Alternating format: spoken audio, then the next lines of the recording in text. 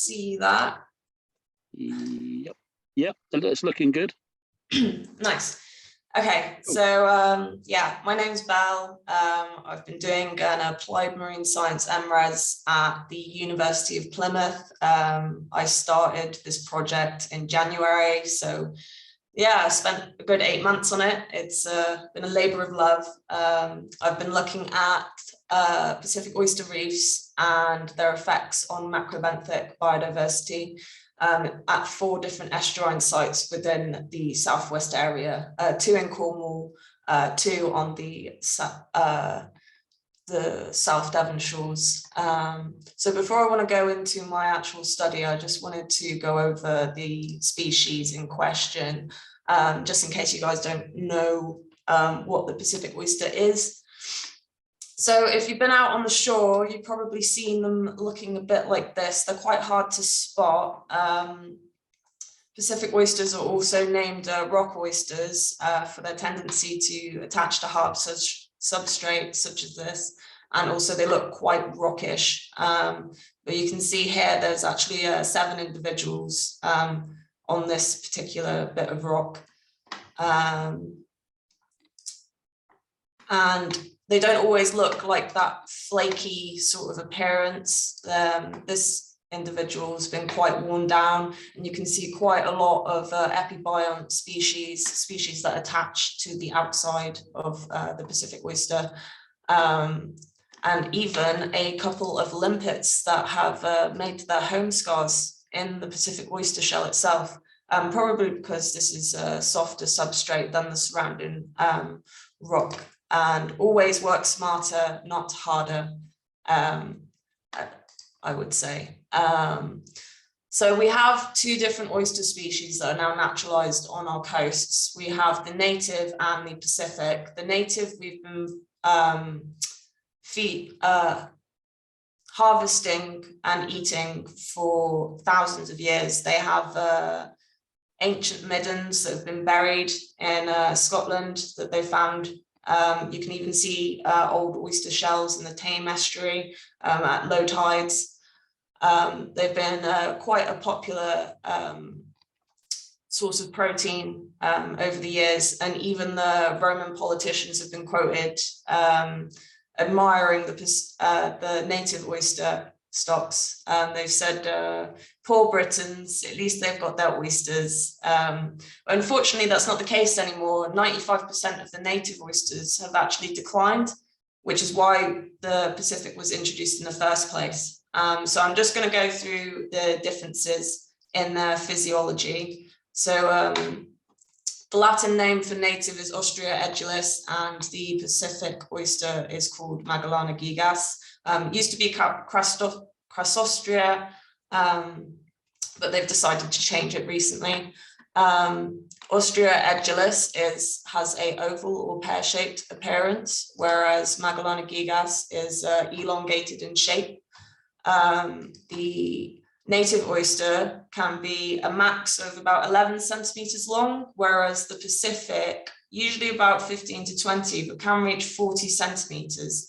And if you've ever eaten an oyster before, you're supposed to swallow them whole. Like, I don't know how I could swallow a 40 centimeter long oyster, just baffling.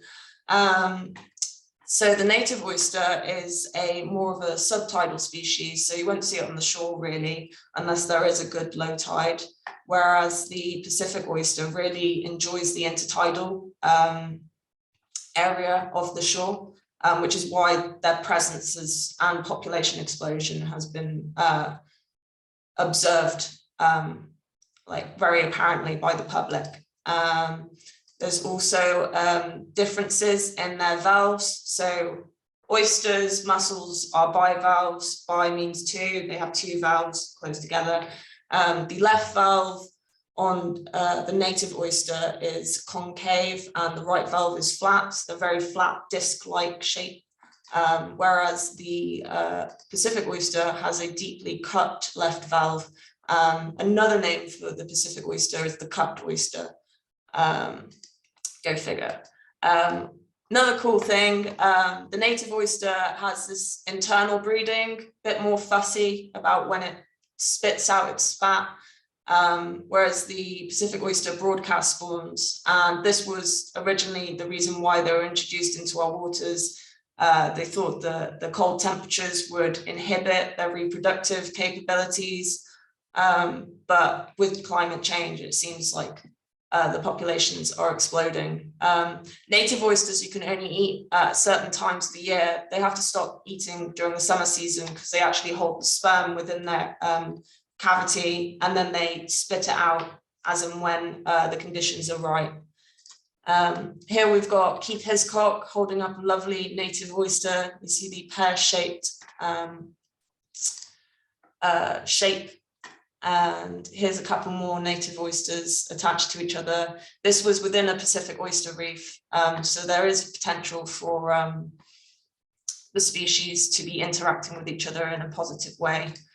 And as you can see here, like this Pacific oyster has a bit more of a like rounded appearance, hence the cupped nickname. And this particularly large specimen, Claire Hoddenot is holding up from the Foy estuary. It's about 30 centimeters long, and you can just see like the amount of life that's actually growing on the outside of this shell is just immense. Yeah, but they have to be growing for about maybe 6-7 years potentially before this side. Native oysters also only last for 15 years, whereas the Pacific oyster can last for up to 30. So any growth that we see on the shore could potentially last a lot longer than any native oyster reef. So I have a little question for you guys. When did you think that the Pacific oysters first arrived? I'd like you to shout your answers out in the chat box, and we'll go over that later on in the presentation during the question segment. So here we have Pont Hill in the Foy estuary, and as you can see, when the conditions are right, the population absolutely explodes. This is only the abundant level actually, so less than 100 individuals per square meter. You can see that it changes the environment quite vividly. And once the Pacific oysters settle, they release these pheromones into the water that tell the oyster spat, come over here and settle here. So this reef will only get bigger and bigger. And when they get to a certain density, they start to grow upwards from the cramped conditions. And obviously this is quite a big health and safety hazard. People walking about on the shore, they're getting cuts and bruises. Dog paws are getting cut, and there's a lot of boating equipment that's getting ruined by these sharp shells. So it's a real big management issue, and what to do. It's quite an important question, which is why I'm having a look at it. So this is the national distribution so far. I pulled this off the National Biodiversity Network Atlas. And you can see that there is quite a spread already. And I know that the Pacific oysters are in Sweden and even Norway now. They're naturalized on those coasts. So the spread will only continue. And a study by Herbert et al. In 2012, he predicts that under medium emission conditions, Magallana gigas will be found on every stretch of coast by 2080. And I mean, if you have a look at the news and the Prime Minister, this is probably going to be a reality much sooner than 2080, unfortunately. So for my study, I wanted to test two hypotheses. I looked at increased M. gigas abundance causes a decrease in macroinfaunal diversity. Wanted to see whether there was actual smothering happening of the infauna within the sediment, especially in these soft sediment estuaries that we were having a look at. And I also wanted to test whether M. gigas abundance caused increased epibenthic macrofaunal diversity. There's a lot of literature supporting this. The reefs create such a complex 3D structural habitat, so many different crevices for species to hide in, and then for the predators to then feed on those prey that are hiding within the cracks. Like, this is quite amazing to visit one, actually.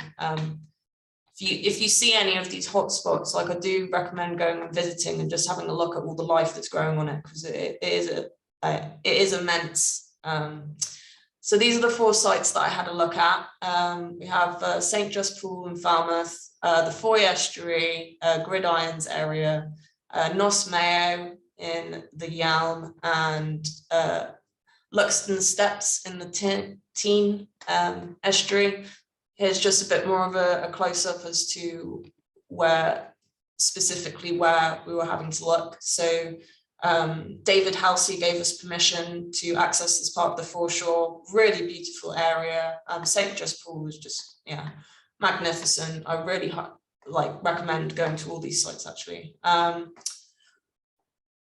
Mixed Toe Pill, the Gridirons in the Foy Estuary. That picture that I showed of the Foy Estuary earlier, Pont Pill, is just located here.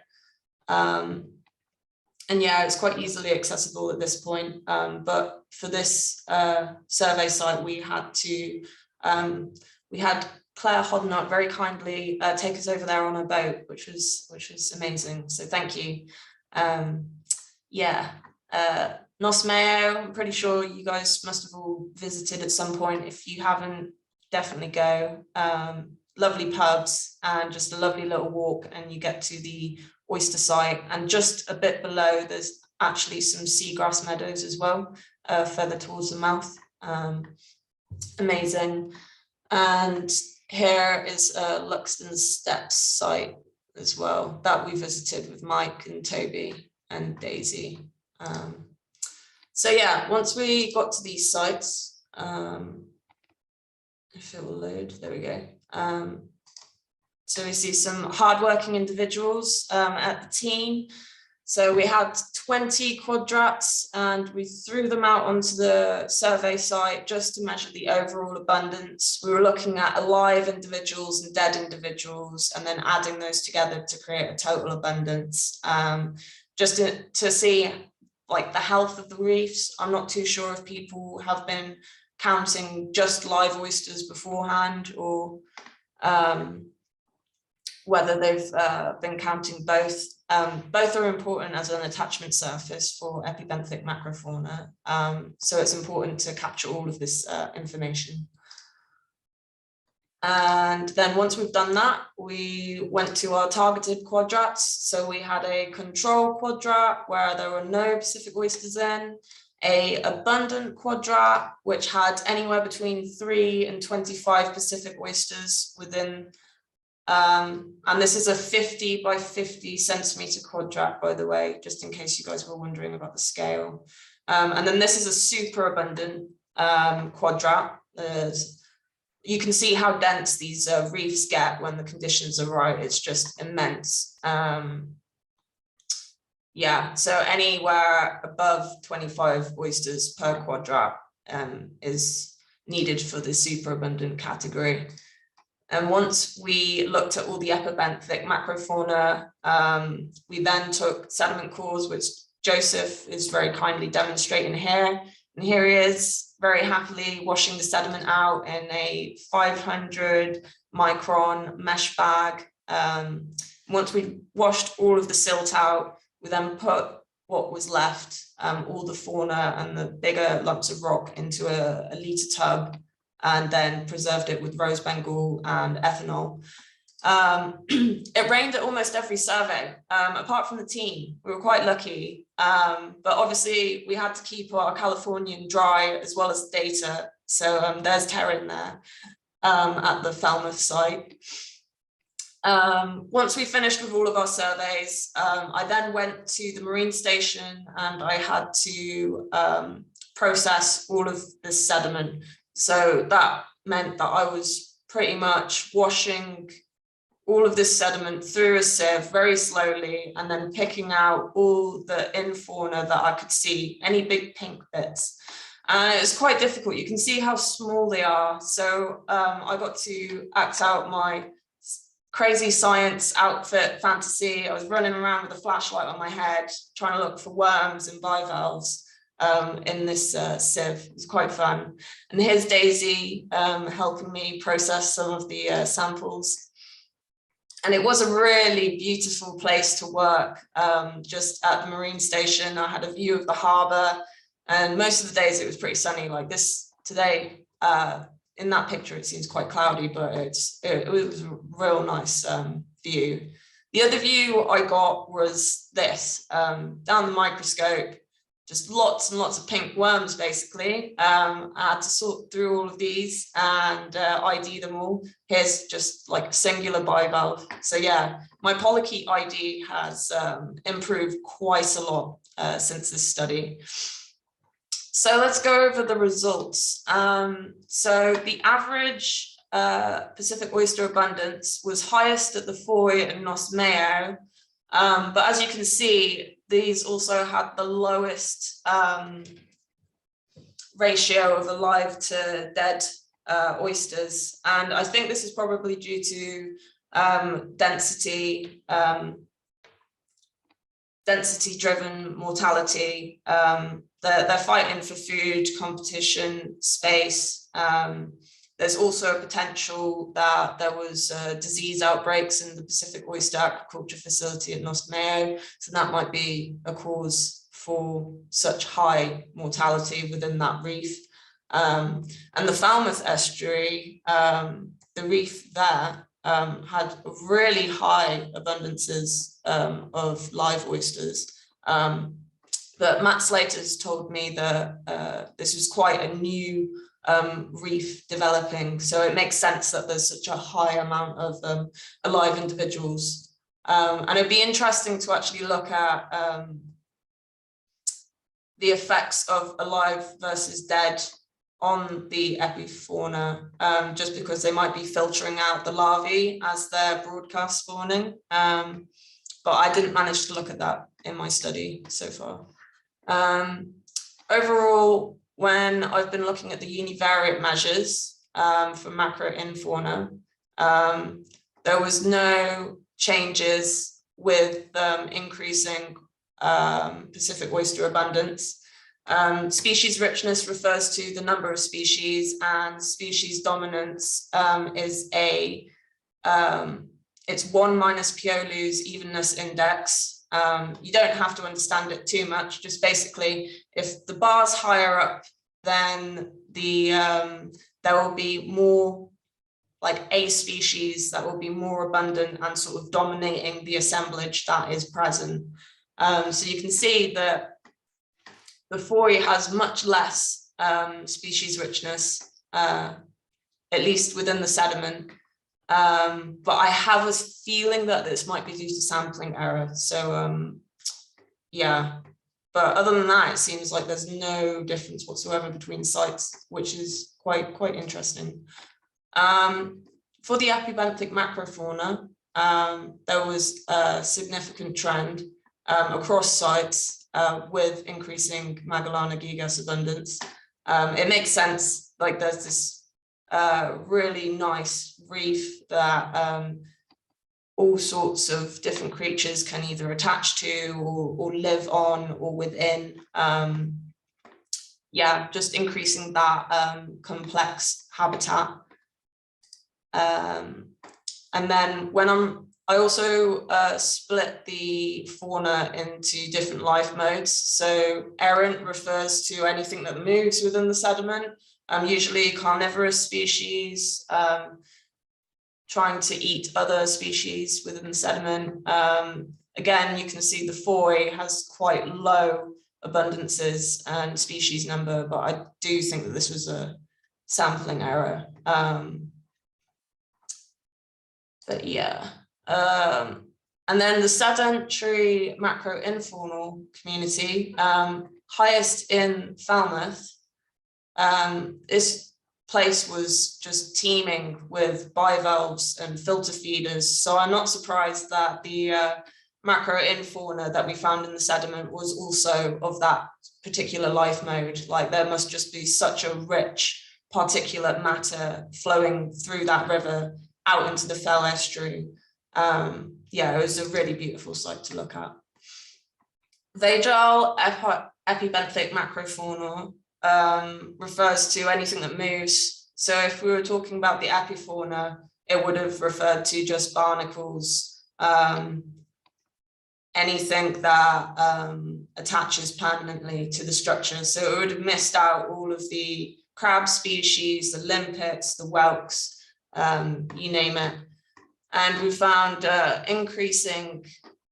we found positive trends between the vagile epibenthic macrofaunal abundance with Pacific oyster abundance at both Foy and Matine, and also species number at the Foy as well. Then looking at individual species analysis, Tubificoides is also known as the sludge worm. They do quite well in anoxic conditions, and they have this really cool papillated surface. It kind of looks like sandpaper, looks really rough.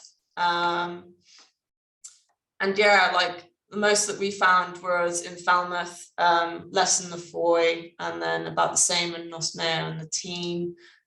This is just a close-up of this really cool textured surface that the worm had. Heteromastus filiformis, it was the only species to have a positive interaction with Magallana gigas, and this was only at the Teen site. I found these quite fun to ID because they just look like they have huge lips and a bit of a unicorn horn. Like they're very interesting to look at. But yeah, like they are known to be tolerant of polluted conditions. They belong to the Capitellidae family. But even if they are in polluted conditions, if we're concerned about potentially birds feeding upon them, this high biomass would actually be quite important for them to live within the estuary quite happily. So these macroinfauna showed negative trends with increasing Pacific oyster abundance, but only at the Falmouth site. At all the other sites, they didn't really see any change at all. So I think, as always in any kind of scientific survey, I think more data needs to be collected just to confirm this. So you've got your peanut worm, a supunculid, a Golfingidae. They're really cool looking things, and like these ones were tiny. They can grow quite large actually, to about 5 centimeters.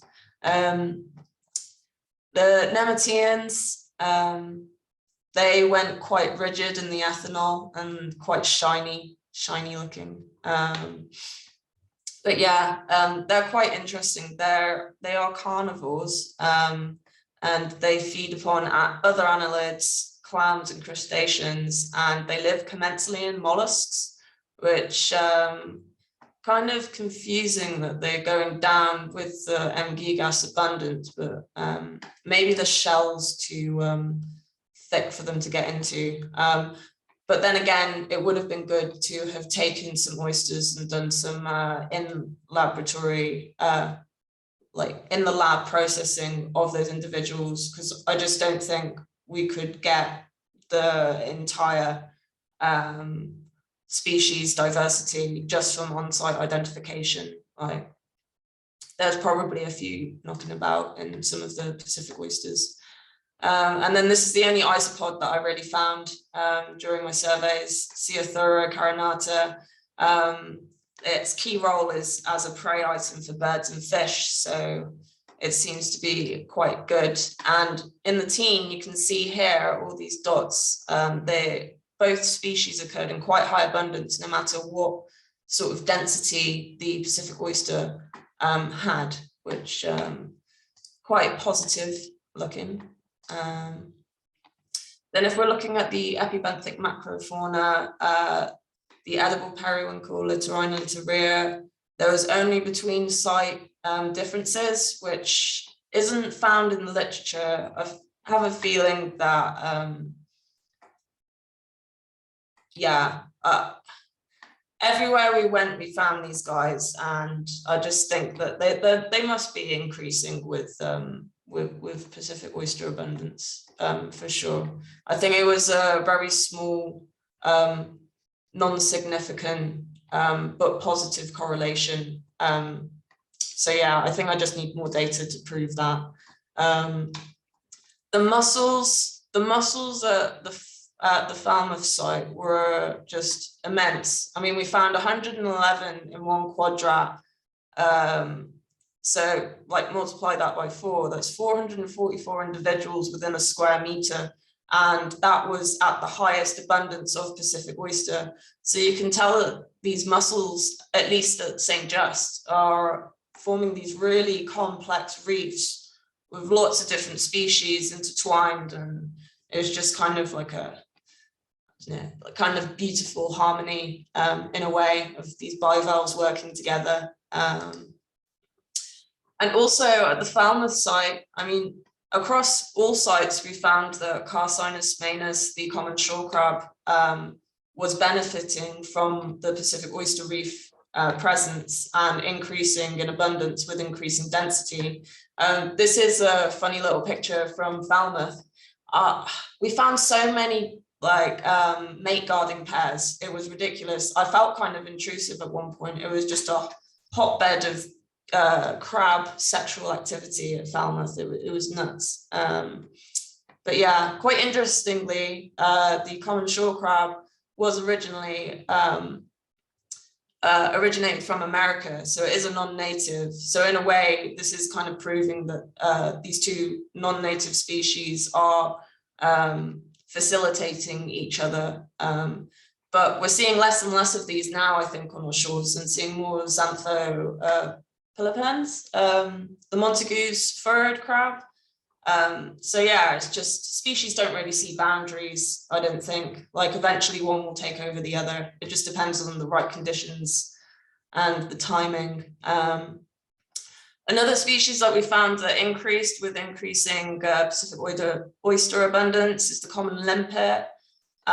We found a lot of them creating their home scars on the surfaces, and it makes sense. I mean, when I first went to all of these hotspots in the estuaries, I thought that we were going to be dealing with much more muddy substrate, but we're actually coming across quite like rocky shoreline. So it makes sense how the common limpets have been actually accessing the Pacific oyster reefs and using them as a new home. And it's kind of, apart from the Tean, which was really muddy, it's quite reassuring for people that are worried about the changing environmental conditions of soft sediment estuaries, because where I was finding them settling, it didn't seem like soft sediment environment.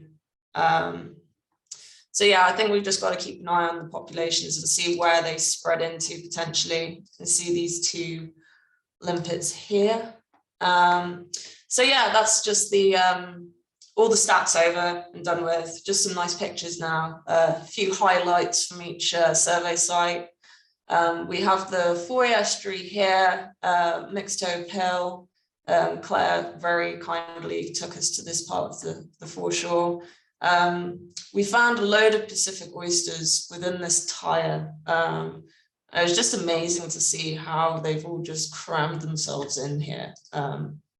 They were also covering the entirety of the outside of the tire.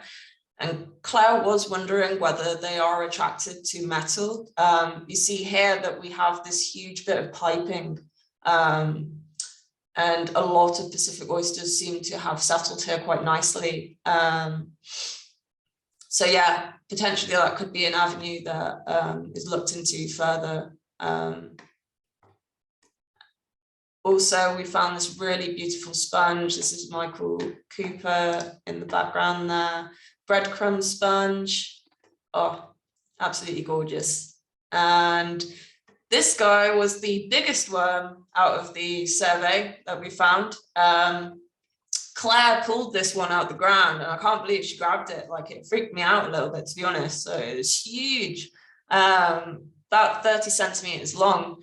But if you remember from the other slides, and you saw those graphs showing quite low abundances of infauna, but this was by far the highest biomass within a control quadrat of the of the Foy estuary. So if we were recording for biomass, I think the Foy would have had one of the highest highest amounts, like biggest results, I guess. So this is the team site that we visited. When we were doing the survey, there was a guy that walked across the estuary, and he talked to us, and he was saying that someone's been eating these oysters for the past 40 years. I mean, this definitely doesn't look like a natural aggregation, but you can see that from this artificial man-made structure that the Pacific oysters have quite happily just settled in clumps further and further down the estuary. And here we can see, I think that's Mike holding this oyster. Two juvenile oysters have actually landed within this large dead adult Pacific oyster, and they're growing quite nicely. So it just demonstrates how even when the adults are gone, the young are still left and can use the adult shells as sort of an attachment surface. And does anyone recognize this magnificent creature? Yeah, this was during the team survey. Toby and Mike were of great help during that, so thank you guys again. It was wonderful, nice day out. Only day that didn't rain. It was amazing. Yeah, so here is the Falmouth site. You may recognize, I think I pulled this segment out for the mussel picture, but it's just beautiful area, and David Halsey let us go down through the property onto the foreshore, so thank you for that. We've got a beautiful little terra-bellied worm, spaghetti worm.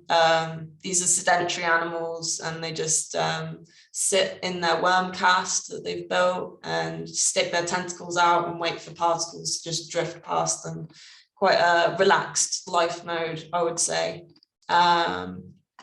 And here we have really nice Pacific oyster and a beautiful little chiton just here, called a bristly male shell. And they have all of their gills along the sides here. Are just really cool to look at. Like, yeah,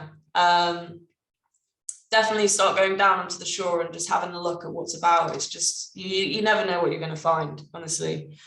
And here we have two Pacific oysters cemented together, and they've just created this perfect little crack for this tiny juvenile crab to just hide in.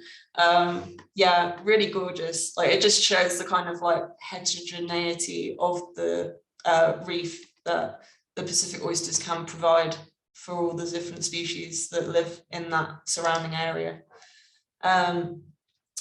This site, Nos Mayo, went here with Keith. It was really cool. Keith's been going to this site for quite a while and like recording the advancements of the Pacific oysters. I think from about 2008 onwards. Yeah, pretty amazing stuff. You can see how they just love these man-made structures. This is supposed to be a ferry jetty, but I don't think anyone would want to use that for their boats. It'd just get absolutely shredded by all the different shells. And here's a native oyster that we found in Nos Mayo. There's a couple of studies actually that show that the Pacific oyster reef presence is actually providing culture for native oysters to settle on, and potentially, like, yeah, this is quite a good thing. Like, the native oyster populations are really struggling at the moment, and I think we need to kind of just grasp whatever sort of biodiverse habitat we can hang on to. And if they are helping the native oysters come back, like, it's a win-win for everyone, I think. We also found egg masses. So second round of questions, but I've got the answers on the slide, so it's going to be a bit like Dora the Explorer. So can anyone guess who which egg mass this is. If you type your answers into the chat box, that would be great. And both these egg masses were from Nosmeo as well. So if you put dog whelk down, then you are correct. Me and Keith were having a look for dog whelk eggs, and it just so happened we found them in a Pacific Oyster aggregation, which was wonderful. Yeah, so not only are they providing a nursery habitat, also a great hiding space for the eggs. So can anyone tell me what egg mass this might be?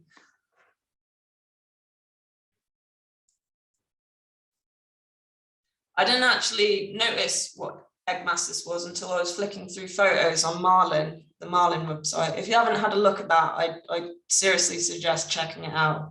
They've got some really good pictures and information on there. So I believe these belong to the oyster drill, but correct me if I'm wrong. But this is quite exciting because the oyster drill is a known predator of the native oyster. And I did see quite a few oyster drills on the oyster reefs, Pacific oyster reefs at the Nosmeo site.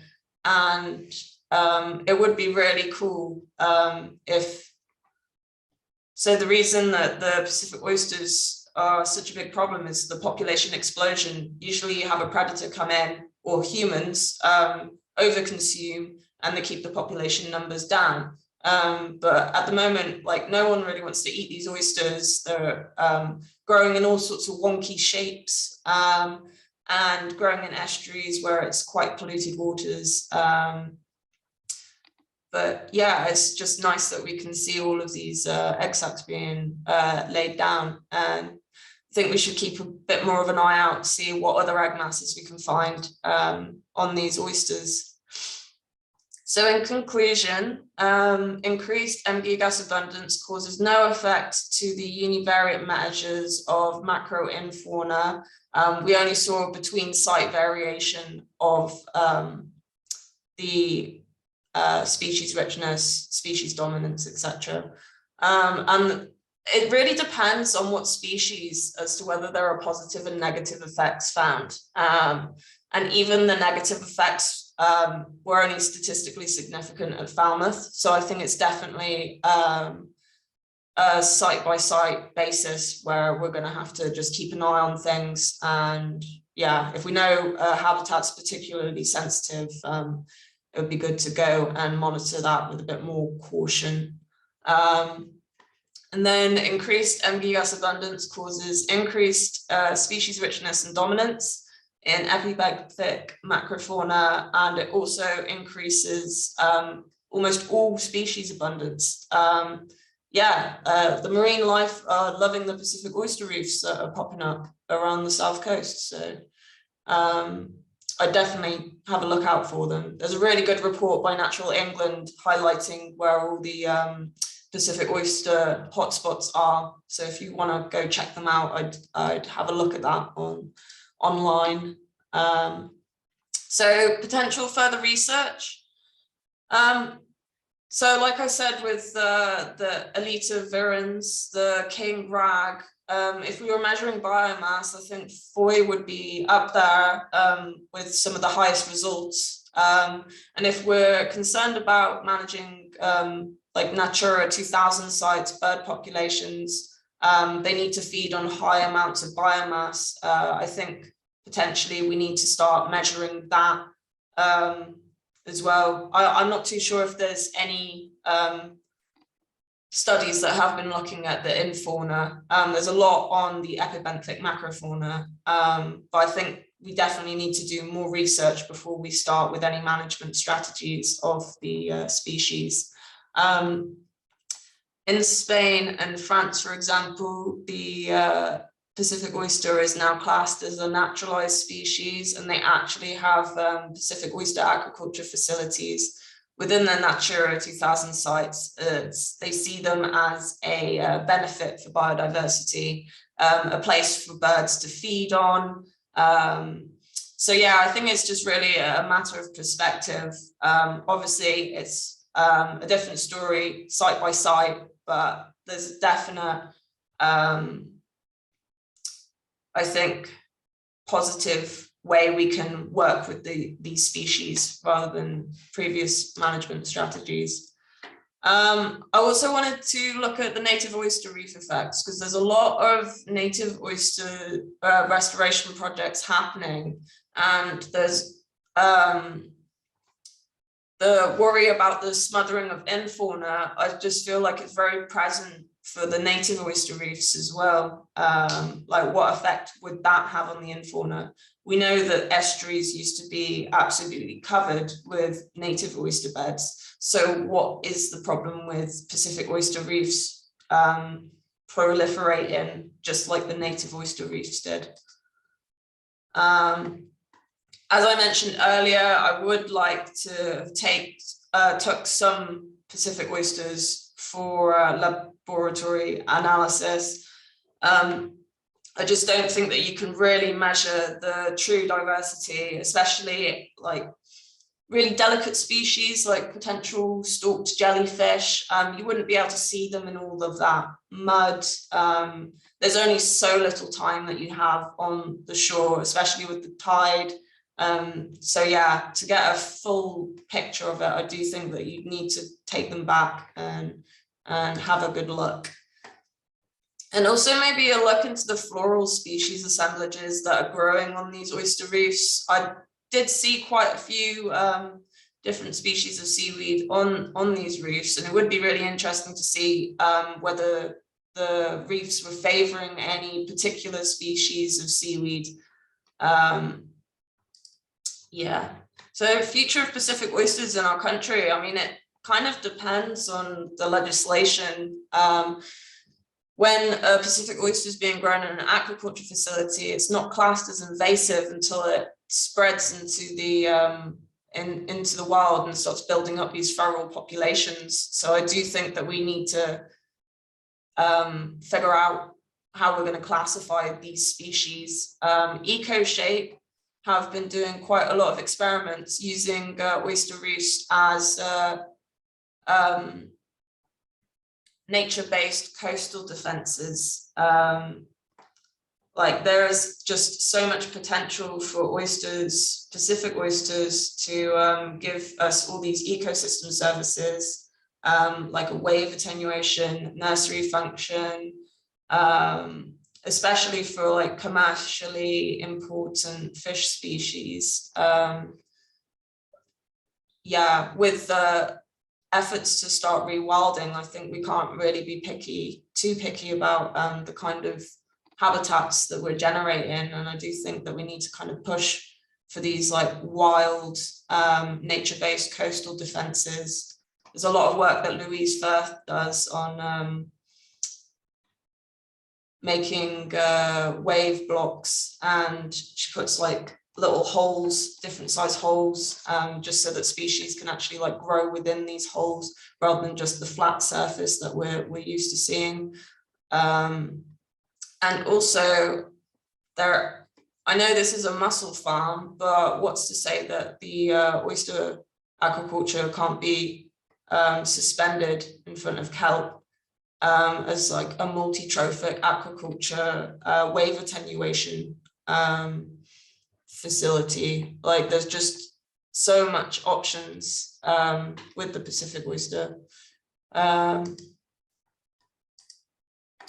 Yeah, so that's the end of my talk. I'd just like to thank Kieran and Fraser and Louise Firth for supervising my study, Richard Hartley, Richard Ticehurst, and Jane Ackerman for all their advice, Claire Hoddenot, Matt Slater and Chris Sharp for Pacific Oyster site advice. All the Marine Station team, they were great, really helpful. My volunteers especially, and thanks Mike and Toby for attending the survey at the team. And all the landowners' permissions to use their part of the shore. Without you guys, I wouldn't have been able to have done this study. So that's it. Any questions? Hope you enjoyed, and maybe you've learned a little bit more about the Pacific oyster. Yeah.